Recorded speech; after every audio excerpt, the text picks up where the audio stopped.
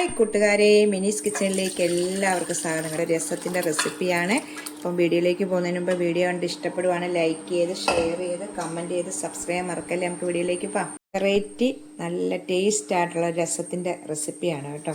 രസമാണെന്ന് ഉണ്ടാക്കുന്നത്. ഞാൻ പല രീതിയിലുള്ള രസമൊക്കെ വീഡിയോ ഇട്ടിട്ടുള്ളതാണ് കേട്ടോ. നമുക്ക് പെട്ടെന്ന് ഉണ്ടാക്കാൻ പറ്റുന്ന ഒരു രസത്തിൻ്റെ റെസിപ്പിയാണിത്. ഇതുപോലെ ഇത്രയും വലുപ്പത്തിലൊരു നെല്ലിക്ക, വലിയ ഒരു വലിപ്പമുള്ളൊരു നെല്ലിക്കയുടെ വലുപ്പത്തിൽ പുളിയെടുത്ത് വെച്ചിട്ടുണ്ട്. അതിലേക്ക് 1 കപ്പ് ചൂടുവെള്ളം ഒഴിച്ച് നമുക്കൊരു 5-10 മിനിറ്റ് ഒന്ന് വെക്കാം കേട്ടോ. അപ്പോഴാണ് പെട്ടെന്ന് നമുക്കിതൊന്ന് നല്ലോണം ഞെരടുമ്പം ഇതെല്ലാം ഇറങ്ങി വരും. ഇതുപോലെ ചതയ്ക്കുന്ന ഒരു കല്ലെടുക്കാം. അതിലേക്ക് 2 ടീസ്പൂണ് കുരുമുളക് ഒന്ന് ചതച്ചെടുക്കാം. ഇതെല്ലാം നമ്മൾ രസം വെക്കുമ്പോൾ എല്ലാം ചതച്ചെടുക്കുമ്പോഴാണ് ഒന്നുകൂടെ നല്ല ടേസ്റ്റ് കേട്ടോ. നമുക്കൊന്ന് നല്ലോണം ചതച്ചെടുത്താൽ മതി. പൊടിഞ്ഞങ്ങനെ പോകണ്ട, ജസ്റ്റ് ഒന്ന് ചതച്ചെടുക്കാം. കുരുമുളക് ചതച്ച് നമുക്ക് ഇങ്ങോട്ട് മാറ്റി വെക്കാവേ. ഇനി നമുക്കത് ഇതുപോലെ ഒരു കഷ്ണം ഇഞ്ചി എടുത്ത് നമുക്കിതിലേക്ക് ഇടാം. 1 ഇഞ്ച് നീളത്തിലൊരു ഇത്രയുള്ള ചെറുതായിട്ടൊരു കഷ്ണം അതൊന്ന് ചതച്ച് വെക്കാം. ഇനി നമുക്ക് ചതയ്ക്കുന്ന സാധനങ്ങളെല്ലാം കൂടെ ഒന്നിച്ച് നമുക്ക് വെക്കാം. ഇഞ്ചി നല്ലോണം ചതച്ചു. ഇതിലേക്ക് വെളുത്തുള്ളി ഇടാം. വേണ്ടേ 8 വെളുത്തുള്ളി ഇട്ടിട്ടുണ്ട്. ഒന്ന് ചതയ്ക്കാം. 8 ചുമന്നുള്ളി.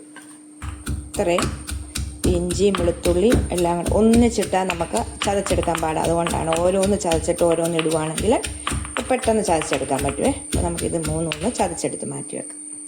ഇതുപോലെ 3 ഒന്ന് ചതച്ചെടുത്ത് വെക്കുക കേട്ടോ. പുളി എടുത്തിട്ട് നമുക്ക് ഇപ്പം ചൂട് കൈ കൊണ്ട് നല്ലോണം ഞെരടിയിട്ട് നമുക്ക് പിഴിഞ്ഞെടുത്ത് നരിച്ച് മാറ്റി വെക്കാം. ഇത് അപ്പം നമ്മൾ എല്ലാം റെഡിയാക്കി വെച്ചിട്ടുണ്ട്. അപ്പം നമുക്ക് ഇതൊക്കെ ചതച്ച് വെച്ചാൽ പെട്ടെന്ന് തന്നെ നമുക്ക് റെഡിയാക്കാൻ പറ്റും കേട്ടോ. ഒരു പാൻ വെച്ചിട്ടുണ്ട്. ഇതിലേക്ക് 1.5 ടേബിൾ സ്പൂൺ വെളിച്ചെണ്ണ ഒഴിക്കുവാണേ.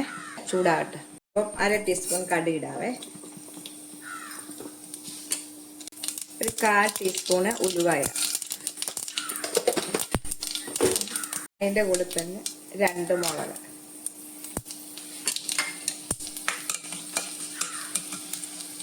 ഇട്ട ശേഷം നമ്മൾ വെച്ച ഇഞ്ചി വെളുത്തുള്ളി ഉള്ളി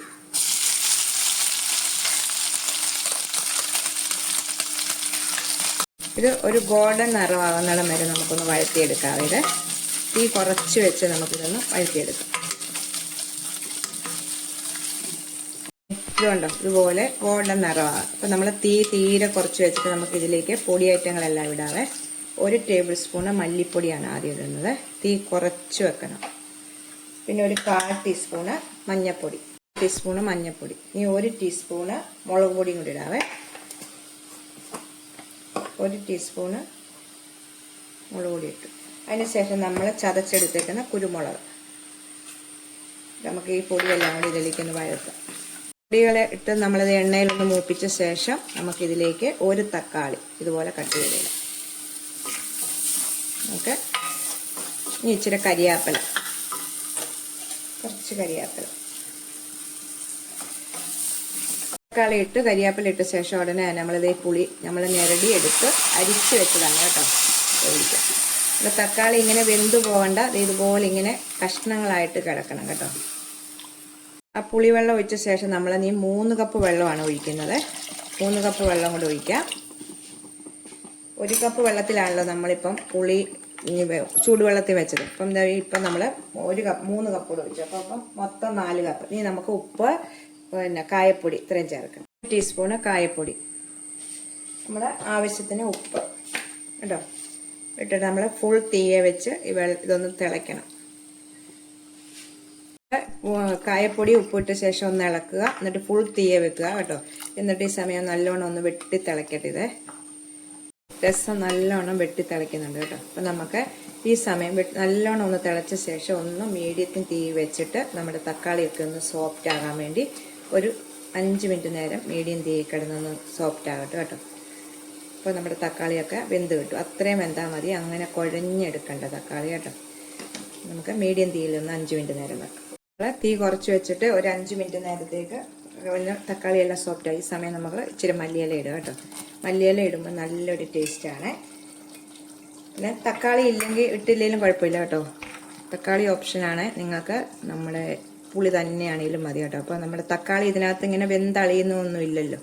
നമുക്ക് പുളി തന്നെയാണേലും ഈ റെസിപ്പി ഇങ്ങനെ ചെയ്യാം കേട്ടോ. നല്ല ടേസ്റ്റാണ്, നല്ല മണമാണ് ഇത് കേട്ടോ. നമ്മുടെ കായവും വെളുത്തുള്ളി ഇഞ്ചി എല്ലാം കൂടെ ചതച്ചിട്ട് നമുക്ക് ഇങ്ങനൊരു രസം ഉണ്ടാക്കാം. ഈ സമയം നമ്മൾ തീ ഓഫ് ചെയ്ത് മൂടി വെക്കുക.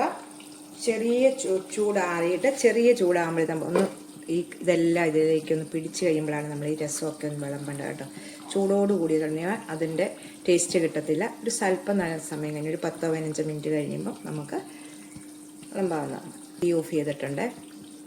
നമ്മുടെ കാത് കണ്ടോ, നല്ലവണ്ണം ചൂടൊക്കെ ആറി നല്ല ടേസ്റ്റും നല്ല മണവും ഒക്കെയാണ് കേട്ടോ. അപ്പോൾ എല്ലാവരും ഒന്ന് ട്രൈ ചെയ്ത് നോക്കണം കേട്ടോ. നമുക്ക് അടുത്തൊരു വീഡിയോ കാണാം. ടാറ്റാ.